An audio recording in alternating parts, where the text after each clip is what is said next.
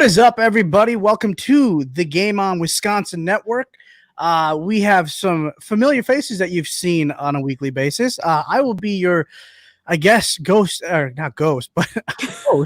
tonight because Jacob will not be with us tonight. So I'm Sanjay, and alongside me this fine evening is Maggie Loney, and we have Todd Barney over in the bottom. What is up, everybody? Hey. It's chilling.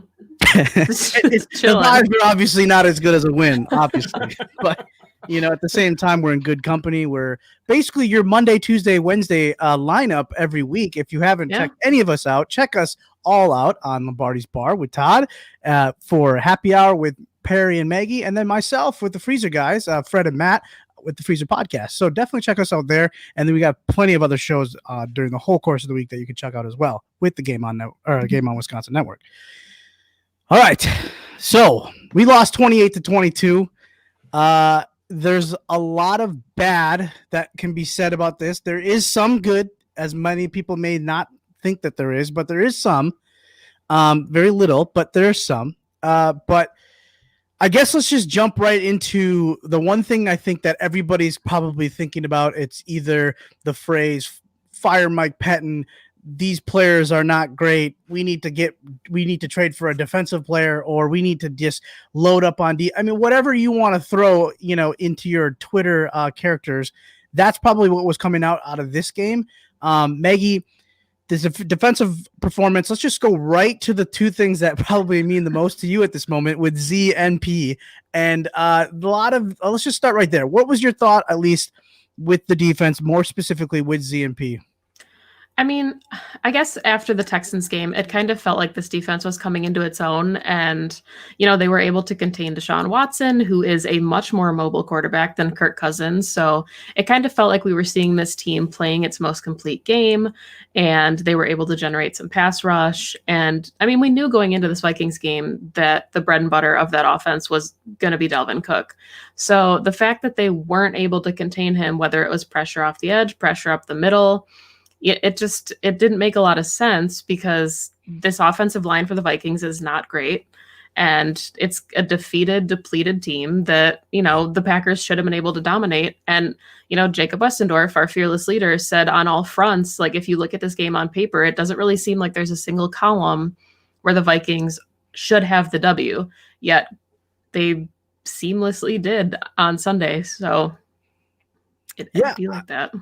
And just as a real quick, just to give some better news for us, the Bears look like they've officially probably lost now. They just had a fumble. And so the New Orleans Saints have beaten the Chicago Bears, at least possibly. I think it's still a little bit that we have to kind of bank on here, because they do have 2 timeouts. But for Packer fans, maybe there's some sort of good news that can come out of today, and that's the Lions and possibly the Bears losing now. But and I might be wrong on this. So should we just turn this into a watch party? I was going to say, because now that turnover didn't happen apparently, so I just made up all this. So don't listen. What do the people really want? Us to talk about that game, or just hang out while we watch the end of the Bears game, and we'll call it a night? Right. All right. So Todd, I'm going to throw this to you now. It looks like, and I hate saying this, because here's the thing. I love the Packers. You guys all love the Packers, and everybody watching us loves the Packers. But sometimes you're in the midst of a loss, and a really crushing kind of loss in the way that we performed. Sometimes we just the Jekyll comes out, and we say things we don't mean, and we're just so irrational at that moment. But it really does feel like, and we're going to stick with the defense for a little bit here, it really does feel like the one person that we can depend on is 23, and that's really all we can really see. Because I mean, now there were players that had a good performance. I mean, Adrian was pretty solid today. I mean, there was, as far as Kenny though, that was a little bit of an iffy one for me. And usually that's a guy that we're so dependent on. And maybe that's the problem, is we're so dependent on him and he doesn't have a lot of help. But what is your thoughts about the overall performance and who we're depending on and who's actually stepping up? I know the middle linebackers, they're very young. There's a lot on their table as well. They have some good plays, but then they have a lot of oh man, this is kind of why you're a young rook, right? And you're that you're kind of coming into the NFL because you're making some mistakes, which happens. But Todd, what's your thoughts, at least the dependency on some of the big names, and then we're not really seeing a lot of the plays come out of those guys. Yeah, I think you touched on it. I mean, Adrian had probably his best game of the year today, which is good. We need our safeties to wake up at some point. I think as far as, the playmakers go, I've been on the Fire Pettin wagon here really pretty much all year. I mean, I keep hoping for our defense to start playing a little bit more aggressively like we have seen it under him in the past. But also at some point, I mean, your players got to make plays.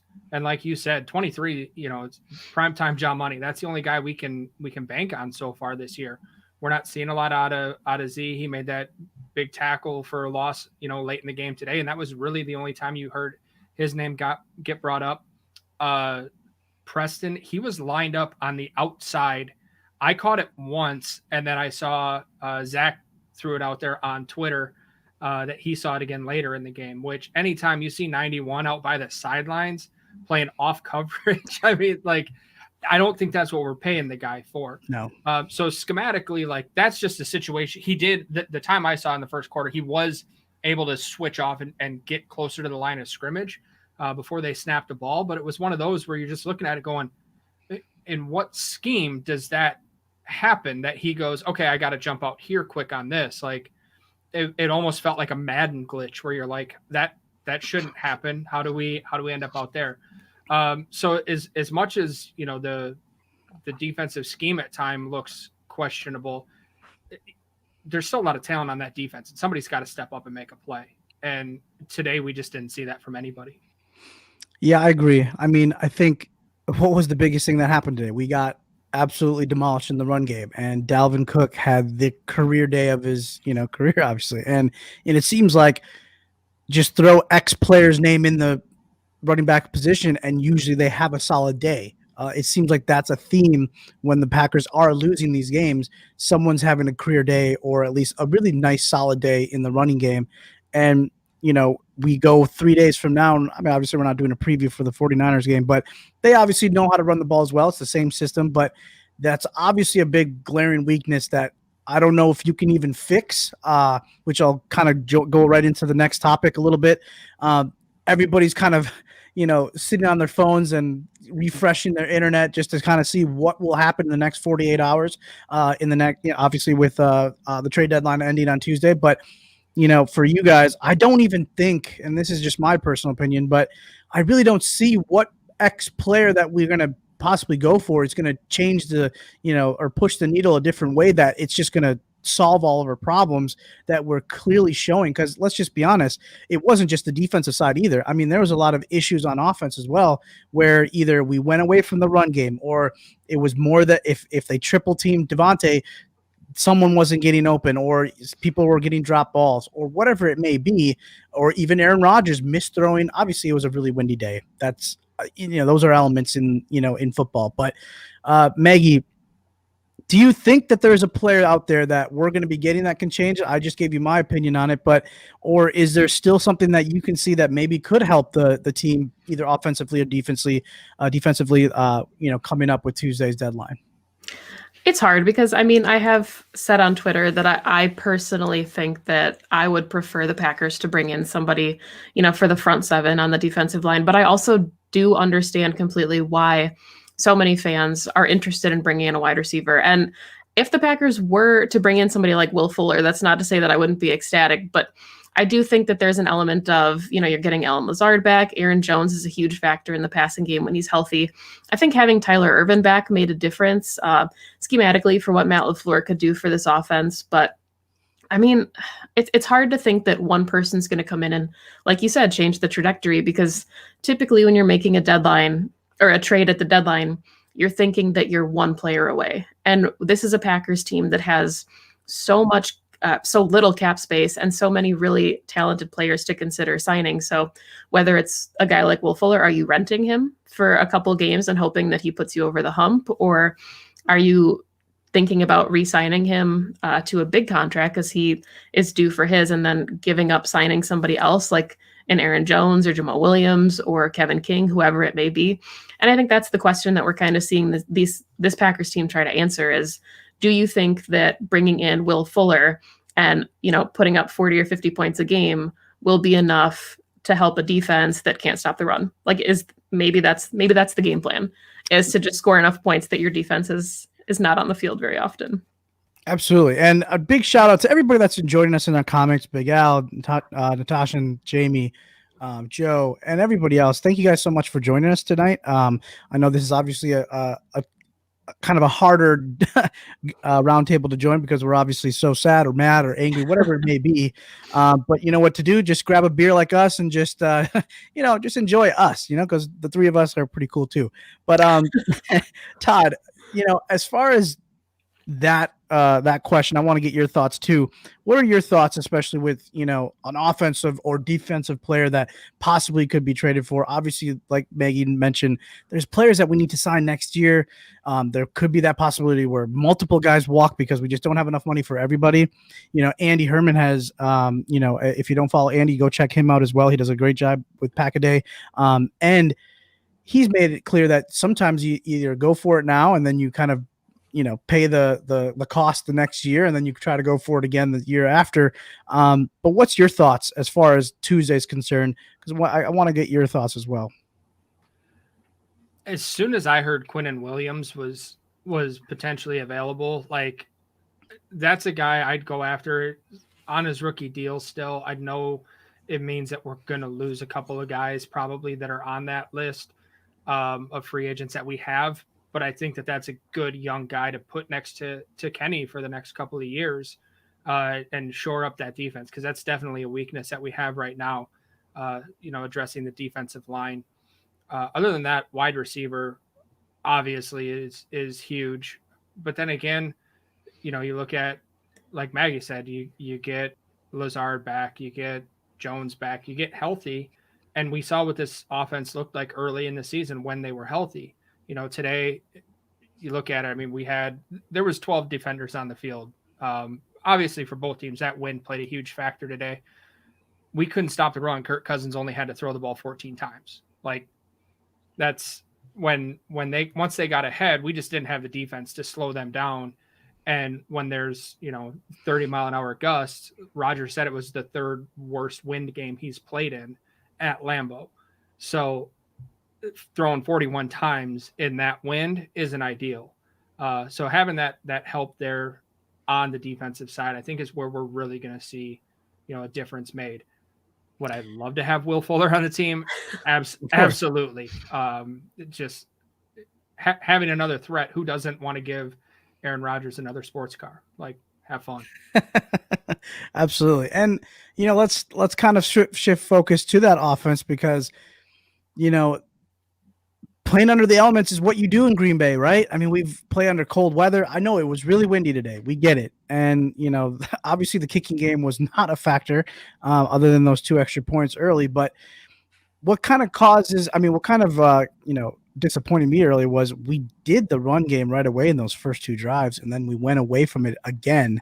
And it seems like, Jamal and AJ are kind of those guys you just have to keep kind of feeding, unlike, Aaron Jones, who's got that really big playability where it only needs that one, like, a big gaping hole, and then he can make something happen with his talent. But Maggie, Aaron Rodgers, I don't know, and this is what you can kind of put in your answer, but what was your thought, at least on Aaron Rodgers today? I know the stat line says, 3 TDs and, 0 interceptions, but Aaron Rodgers did kind of look off, in my opinion. But what's your thoughts on Aaron Rodgers? And then as far as the game plan from LaFleur, and as far as play calling was concerned, did you see anything different from the Tampa Bay loss and where we went away from our own game? I know obviously there was players missing in that game too, but what are your thoughts on this offensive, performance today?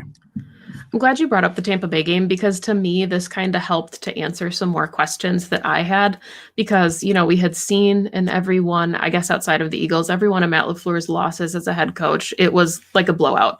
So the fact that didn't happen today, and that the Vikings, the Packers were in it with the Vikings up until the end, I felt a little bit better about it. But I think that we were still able to kind of hone in on some of these deficiencies from this Packers team. And in Tampa, it felt like it was almost the offense where they weren't able to generate any type of rhythm. They said, even the first drive when they put up the first 2 drives with 10 points. That didn't feel like they were in rhythm. And Aaron Rodgers was just under pressure all game. So going then into the Vikings game, we saw Aaron Rodgers pretty well protected. I think he had 1 sack on the day. Jair flip into the defensive side of the ball. Justin Jefferson and Adam Thielen both had under 30 yards receiving. Like it wasn't, we were answering or getting some questions answered that we had about both sides of the ball.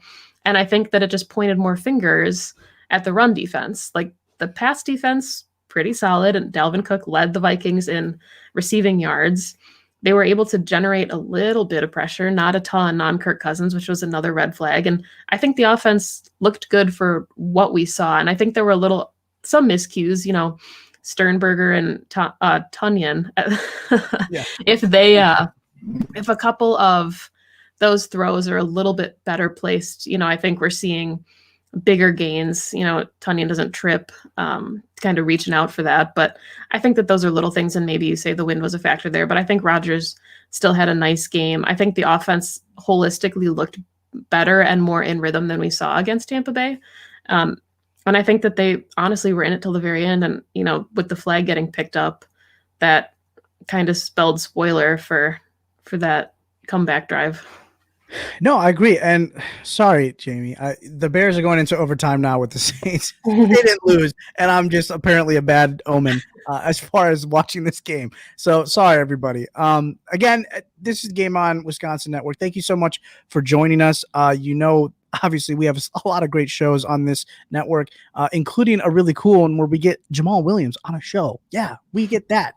So you should definitely check that out right before my show, the Freezer Podcast, at 6:00. So, guys, as far as Jamal Williams, I think he has shown that he can really pick up the slack. I really do think that, is he as obviously explosive as Aaron? Obviously not. But I think he can handle the load with an AJ Dillon counterpart, which it was nice to see that. I was glad to see a little bit of a load from AJ Dillon early on. Obviously, we didn't get to see him much after that, but it's nice to see some contribution, obviously, from your draft picks, because that's kind of what you want when you draft early.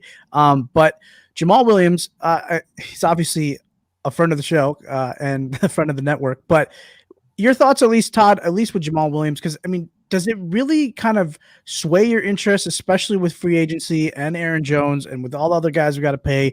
Ronnie Stanley got a beautiful payday. It sucks that he got hurt today, but that's exactly why people take all the money they can get. So this stuff happens, and you don't know what's going to happen with your career. But you got a lot of people to pay, and Jamal Williams really. At this point, whenever Aaron Jones is out, he's basically trying to say, look, you can sign me, because if you can't afford him, maybe you can afford me, or maybe we can't afford him either. But what's your thoughts on Jamal Williams, especially on a day like today where I thought that it would be really relied on in the run game? Like Maggie said earlier, 41 tosses today. That's a lot in a really windy day. Yeah, and I think he had 8 carries on the first 2 drives. Right. And he finished with 16 total, which, granted, the first 2 drives was the first half. So where the game really felt like it turned to me, and it kind of feels like it might be a LaFleur issue when he gets down, when the team's down, he kind of goes into a panic mode when he's calling plays. The first drive that we had after the Vikings scored in the to open up the second half, we were moving the ball. And then he went with the little shuffle pass to Irvin. That was incomplete. Then he went swing pass to Irvin, which was incomplete. And then we went to Equanimeous twice. And it was like, how are those the guys that you're going to consistently go to in that spot? I understand wanting to get other guys involved in the offense, but you're moving the ball. Let's stick to the plan. Work our playmakers to go through 4 downs and not have Jamal touch it on a day like today, not to target Devontae or Tunyon on a day like today in that situation. From there, we turn the ball over, they score again, we're down 14. And this team looks like when they get punched in the mouth, they don't know how to respond. We saw that in Tampa, and we saw it again today, and we saw it a couple of times last year. And to me, that's the scary thing. I think the personnel issues, those can be addressed, guys just stepping up and making the plays. It's seeing the patterns of not reacting to being down multiple scores that really makes me think that there's a bigger issue at play.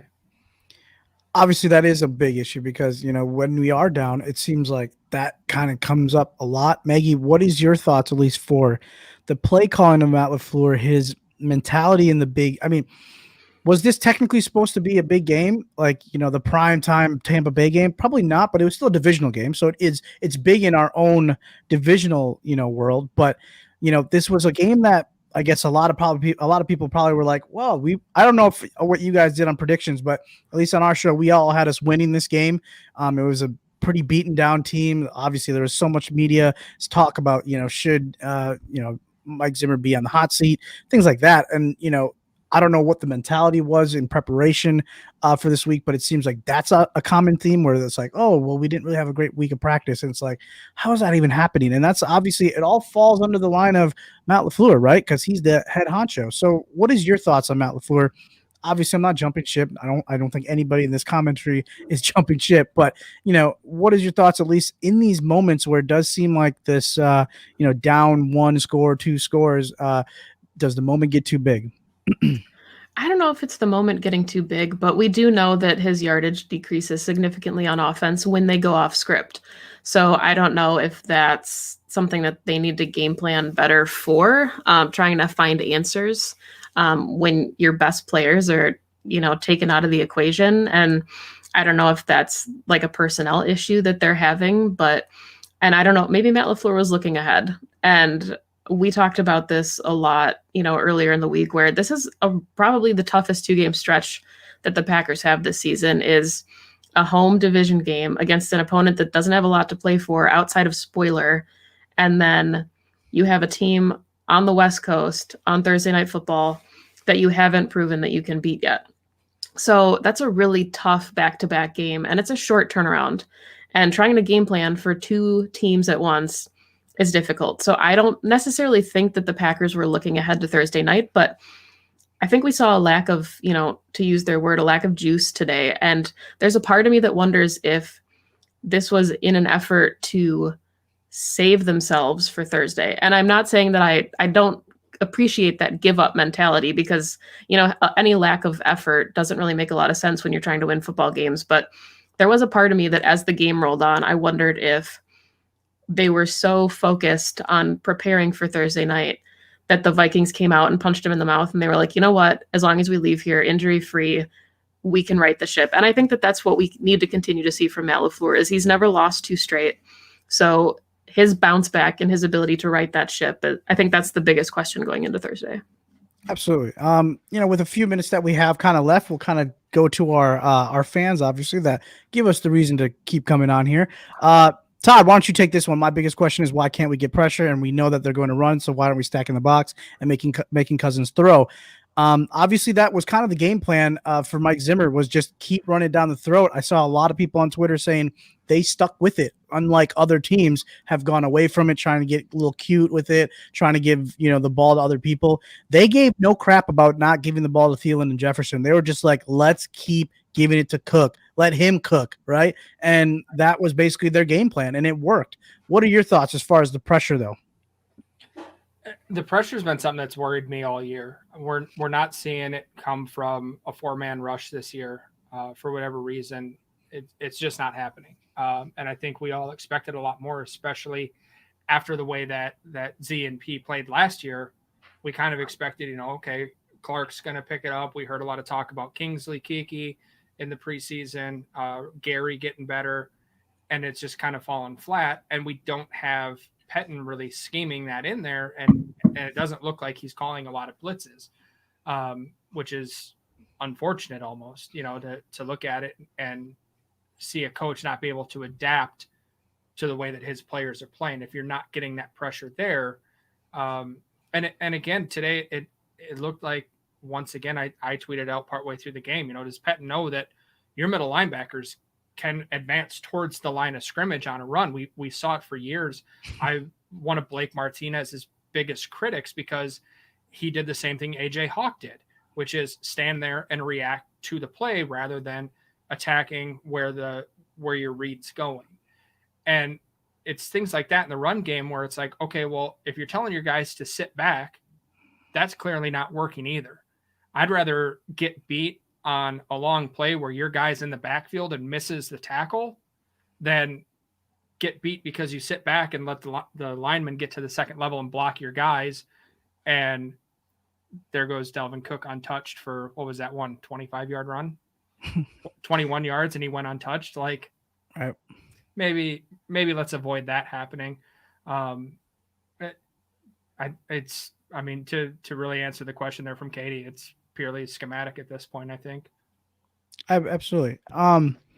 Maggie, before we kind of wrap this up, as far as, I don't think either one of us in this group has any kind of doubts for the rest of the season, but obviously the question always comes up after a loss. It's like, is this a true contender of the NFC? Is this I wouldn't say pretender, because obviously we have seen what we can do on offense and what this defense has the capability of doing if they all play together and stick to the fundamentals. But, is this team, built for a deep run in the playoffs? Or is it just a team that's going to be there in January? But then as far as if they don't have, the home field first game and they win that one, are they just going to get trampled by the better opponent in the divisional game, the divisional round? What is your thought as far as going forward? I know it's only week, 8, and it's kind of at that point of there's still a lot of football left, but the question always keeps coming up when you get a bad loss like this, right? I mean, it's hard to say that this is a step in the right direction, but it was a game that the Packers were in until the end, which is different from Tampa Bay. The Packers are getting their players back. We saw this offense functioning with Devontae Adams. We're getting Lazard and Jones, possibly even for Thursday. Christian Kirksey's practicing again for that middle of the defense. Kenny Clark. I mean, I think that there's still question marks, but I do think that this team can contend. And I think probably my biggest question mark going into Thursday and continuing the season is just what's so different now with this Packers team. And, we're seeing the jump that the offense is taking in year 2 of the LaFleur and Hackett scheme, but we're in year 3 of this Mike Pettin defense. And to Todd's point about generating pressure, you didn't really change too many pieces on defense. Like, you returned all of your studs and you're swapping out Rashawn Gary for Kyler Fackrell. You're swapping out your middle linebacker, but really beyond that, you're expecting the defense to be ascending with your draft and develop guys. So I think that's kind of a big question is, can this defense do enough to be in contention? And we saw that last year. In 2019, the defense did enough up until the NFC Championship game. And I don't think we've seen enough to make that conclusion yet in 2020, but I'm hoping that we're not on the same trajectory where they're close, but just not close enough to kind of closing that gap. And with that being said, Todd, do you feel, to kind of counter Maggie a little bit, just to say, do we have the actual parts though? Like, because the team has got a lot of potential, but are those players? Because like we said, we're asking a lot from a lot of key positions. We have a lot of, positions that, where you need a really big presence in the middle of the field. And, you have a undrafted rookie and a street free agent kind of running the show now, right? And which is great. I mean, it's great that they are actually able to produce, because they have shown it in the games that we've kind of blown teams out. But what are your thoughts, at least on the personnel? Do you think the personnel is still good enough? I mean, regardless if we make that trade or not make that trade on, Tuesday, what is your thoughts, at least on the personnel going forward? I think the personnel's there. They have to produce, and that's what we're seeing. Like beating the dead horse here. We're not seeing it from Za'Darius and Preston on the edges. We're not seeing it from Kenny Clark like we expected to see. We didn't see Montrevious look good the last couple of weeks. He disappeared today. Yeah. Kamal and Chris Barnes didn't play outstanding today. You're giving up 163 yards on the ground to Dalvin Cook. I don't know that that's a game that you really can talk about your middle linebackers much. A lot of tackles by the safeties in that one. And then, you work back there. We haven't seen Adrian and Darnell play like they can. So, Maggie said it in the open. 23 is the only guy we can count on so far this year. I think if those other guys that I just mentioned work up to their potential, this defense could be scary good. I think those guys are there for it. If they're going to, now would be a really damn good time to wake up. Yeah, that's true. We have this one game, obviously, with a few days of rest. Hopefully, a lot of these guys can come back onto the roster. I know this is one of those games I was kind of looking at Friday. I was like, hey, maybe we don't need Bach and Jones and some of the other guys to come back. I mean, we were able to do it against Houston. Why can't we do it against Minnesota right now, who's obviously riddled with injuries in the secondary, riddled with injuries on the defensive line. So they're not even injuries; they're just getting rid of their guys. I thought this was kind of a game that we would be able to kind of just, it would be tough because it is divisional opponent, but at the same time we were at home, even though is that really an advantage anymore? But I think the wind obviously was a big factor, and whether we tilt the field with J.K. Scott or not was kind of a factor too until that late, punt that he had, which it showed that it kind of did work. But a lot is, in question for a lot of fans. At the same time, there's a lot of still promise. We're 5-2. These guys here, they're playing right now. They could be 5-2. Who knows? But the division's still there for the taking. As far as the NFC, there's still a lot of teams out there that can still lose a lot of games because you know what? There's still a lot of games for everybody else. But you know where to find us. We're on Game On Wisconsin. That's Maggie. That's Todd. They're part of some really amazing shows. Like I said, Happy Hour and Lombardi's Bar. So check us out there. I'm at Freezer Podcast with my guys. So watch for all of our notifications. Follow us on Twitter. You see all of our handles here. Is there anything else you guys want to say? Go Pecco. Go Packo. Go Packo. Thanks a lot, guys. See ya.